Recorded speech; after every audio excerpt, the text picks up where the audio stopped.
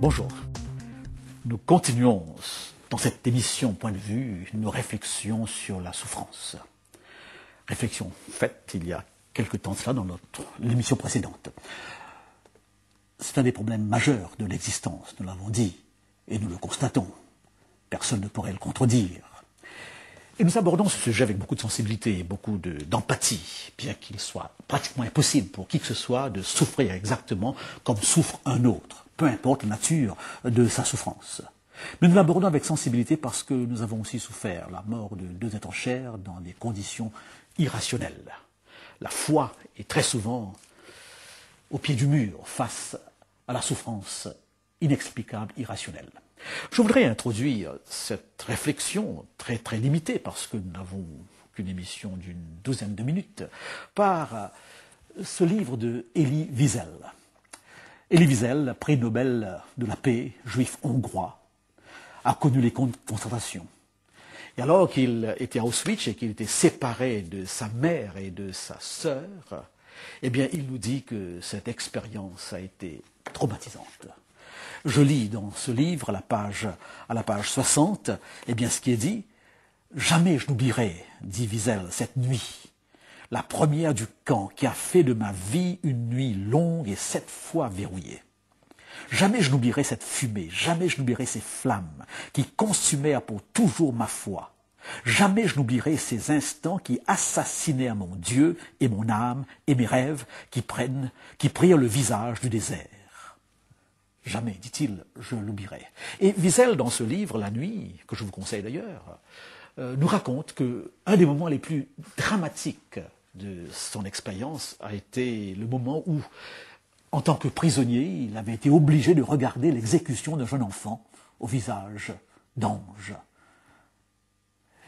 Eh bien oui, ils étaient obligés de contempler les souffrances de cet enfant exécuté.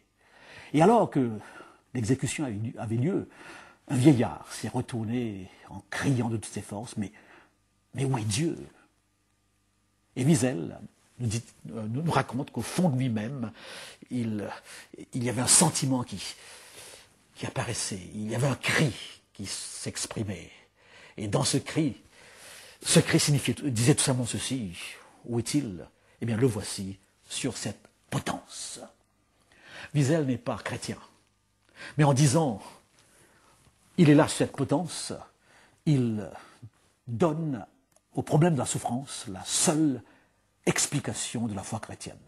Où est Dieu dans nos souffrances? Tout simplement sur la croix.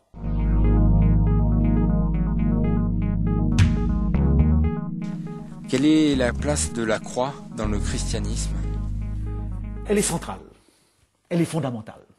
Si vous lisez attentivement les évangiles, vous constaterez que 2/3 des évangiles nous parlent de la crucifixion. Et dans l'épître aux Corinthiens, l'apôtre Paul nous dira « Christ crucifié, c'est le message important. Je prêche une seule chose, dit-il, Christ crucifié. » Donc, les problèmes humains, et ce problème de la souffrance particulièrement, doit trouver dans la perspective chrétienne, au niveau de la croix, une explication. Que nous apprend la croix par rapport à la souffrance? Dans quelle mesure la croix nous apporte ici une explication? Lorsque le Christ meurt sur la croix, il meurt à cause du péché. Le péché, au niveau de la croix, s'exprime dans toute son horreur. Vous n'avez qu'à vous imaginer le Christ, l'être le plus innocent qui soit, l'être qui a été toute sa vie au service des autres, c'est ce que nous découvrons dans les évangiles, et qui là est tué, exécuté. Donc, lorsque nous disons que la croix est l'expression du péché, qui est la cause fondamentale de la souffrance et de son cortège de malheurs, eh bien, nous touchons là une des vérités les plus profondes de la parole de Dieu. La vérité du Christ à différents niveaux de l'existence dérangeait à un tel point qu'on pouvait historiquement prévoir qu'il finirait par être exécuté. Donc, c'est le péché qui le tue. En d'autres mots, une réflexion sur la croix devrait nous emmener en tant que croyant chrétien, à avoir du péché dans ses moindres expressions. Par rapport au péché, une attitude de répulsion, d'horreur. Voilà donc un premier enseignement. Deuxième explication, que nous avons déjà abordée, mais qui est aussi évidente au niveau de la croix, dans l'histoire de la croix, eh bien, c'est ce personnage. Ce personnage appelé Satan. Lisez les évangiles, vous le verrez lors de la tentation du Christ, et vous le verrez à plusieurs moments de la vie du Christ. Et par rapport à la croix, il est aussi présent.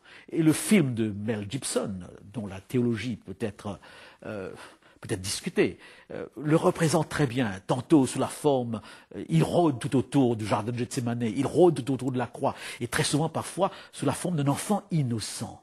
Eh bien oui, il est cette cause fondamentale. Et déjà dans la Genèse, dans le récit de la création, ce problème est envisagé.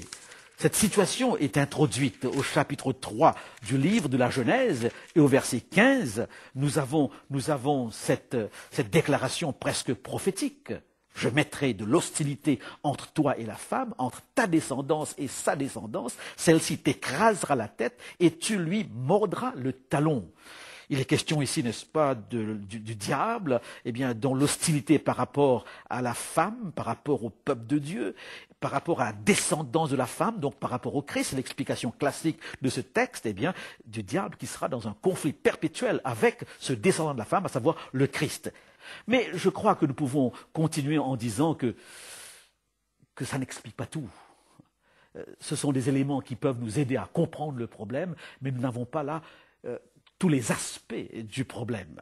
Mais la croix permet de situer au moins deux raisons de cette souffrance qui nous accable, le péché et ce personnage qui est identifié dans la parole de Dieu.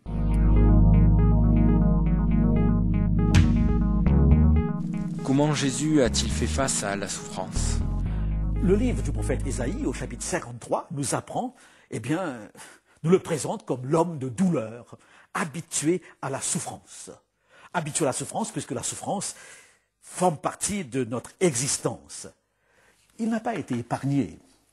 Et ces versets des évangiles où il est dit qu'il était angoissé, que des grumeaux de sang lui tombaient du visage, nous montrent jusqu'à quel point, face à la souffrance, il a peur. Face à la souffrance, il est déchiré. Face à la souffrance, il est angoissé. Il est vrai qu'il y a deux aspects ici, l'aspect physique de la souffrance, et je ne dirais pas, au risque même de vous étonner, que le Christ a été celui qui a le plus souffert physiquement. Non, je ne le pense pas. Il y a des gens dans ce monde qui ont été torturés à un point beaucoup plus avancé que le Christ lui-même. L'homme est capable de torturer son semblable à un point illimité. Mais il y a une souffrance morale du Christ dont il est le seul à avoir expérimenté. Et cela ressort de cette déclaration, de cette question qu'il pose à Dieu, « Mon Dieu, pourquoi m'as-tu abandonné ?» Très souvent, on se pose la question, où est Dieu dans nos souffrances? Et nous cherchons dans la vie du Christ une explication. Et le Christ est notre exemple en tant que croyant chrétien. Et je constate qu'il termine sa vie par une question. J'ai regardé avec beaucoup d'intérêt la commémoration de ces camps de concentration nazis, de ce projet d'élimination d'un peuple. Et j'ai à l'esprit l'interview de cet homme qui est entré dans ces camps de concentration avec beaucoup de réponses. C'est ce qu'il a dit à ceux qui lui posent la question. Il est entré en tant que chrétien ayant des réponses. Et il dit qu'il est sorti avec beaucoup de questions. Et il vit encore en tant que chrétien avec ces questions. Eh bien, le Christ aussi nous laisse avec une question. Mon Dieu, pourquoi m'as-tu abandonné? Ce qui veut dire que, malgré les fenêtres d'explication que nous avons à partir de la Bible, nous restons là devant un immense mystère. Est-ce que notre foi est capable d'assumer ces questions? Sommes-nous capables de vivre avec des questions? Est-ce que la foi n'est-elle pas parfois plus évidente encore dans nos questions que dans nos réponses? Mes chers amis, une chose est certaine, et je crois que c'est Paul Claudel qui l'a dit, un Dieu qui serait incapable de souffrir ne serait pas un Dieu digne d'aider qui que ce soit à sortir de sa souffrance. Et que Dieu, dans la Bible, ne nous apporte pas la solution à la souffrance, mais nous apporte surtout sa présence. Et je crois que c'est là la source d'espérance du croyant. Il n'a pas de réponse, sa souffrance est pénible, mais il a l'assurance d'une présence. J'aime bien ce poème de Rudolf Ittilander. Je l'ai là entre les mains, et ce poète, interroge Dieu ainsi. J'ai quitté les quartiers immondes qui s'étendent là en bas pour gravir ce pic à ta rencontre et te faire connaître très respectueusement ma prière. Dans les bidonvilles de cette splendide métropole s'entassent 900 000 des nôtres. Et toi, Christ, resterais-tu ici au sommet du Corcovado nimbé de ta gloire divine? Viens et descends dans les favelas. Viens vivre avec nous dans ces favelas. Ne reste pas si éloigné de nous. Viens partager notre existence et donne-nous une foi renouvelée en toi et dans le Père. Que dirait le Christ à cette invitation? Eh bien, je suis venu. Je suis descendu. Je suis venu dans la chair humaine. J'ai vécu comme un homme et j'ai pris sur moi toutes les souffrances humaines. Oui, viens et descends, viens vivre avec nous. Le christianisme est la seule religion qui parle d'un Dieu qui soit venu jusqu'à ce point, vivre avec les hommes et qui aurait pris sur lui la souffrance humaine jusqu'au point d'être exécuté sur cette horrible croix. Je me suis trouvé quelquefois dans ces pays asiatiques, extraordinaires à plus d'un point de vue, et j'ai beaucoup de respect pour ces religions venant de ces pays, mais je me suis trouvé un jour devant un de ces Bouddhas immenses. Et alors que j'essayais de le regarder sur son piédestal, j'étais frappé par sa sérénité, frappé par son sourire. Mais j'étais bien loin de pouvoir m'identifier à ce Bouddha. Et dans ma mémoire chrétienne, dans mon subconscient chrétien, je voyais ce Christ, lui par contre sur une croix, ensanglanté, de spectacles totalement différents. Et très sincèrement, avec tout le respect que j'aurais pour ces philosophies orientales, très sincèrement, je sentais dans ce personnage sur cette croix quelqu'un de beaucoup plus proche des souffrances que je subis, dont je vis. Et cela me rappelle ce texte de l'apôtre Paul.